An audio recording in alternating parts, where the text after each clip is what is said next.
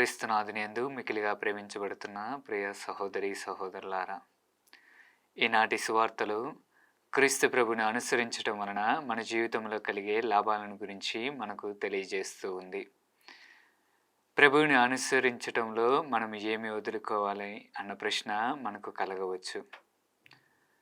క్రీస్తు ప్రభువుని అనుసరించుటలో అపోస్తులు సమస్తమును త్యజించి ఆయనను అనుసరించి ఆయనపై ఆధారపడి జీవించి ఉన్నారు. నిత్య జీవాన్ని పొంది ఉన్నారు. అపోస్తులు వారి జీవితంలో ఇచ్చిన దానికంటే, కోల్పోయిన దానికంటే అధికముగా పొంది ఉన్నారు. కానీ ప్రియ సహోదరులారా, మరి మనం ఏ విధముగా క్రీస్తు ప్రభుని అనుసరిస్తూ ఉన్నాము?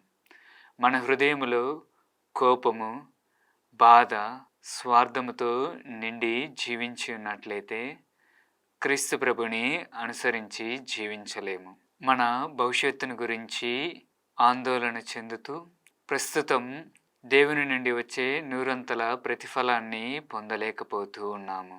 మనం క్రీస్తు ప్రభుని సన్నిధిలో కొంత సమయాన్ని గడిపితే క్రీస్తు ప్రభుని అనుసరించుటకు ఏమి వదులుకోవాలా అని మనకు తెలుస్తుంది. ప్రియ సహోదరులారా, అది ధనం కావచ్చు, బంధాలు కావచ్చు, స్వార్థ బుద్ధి కావచ్చు.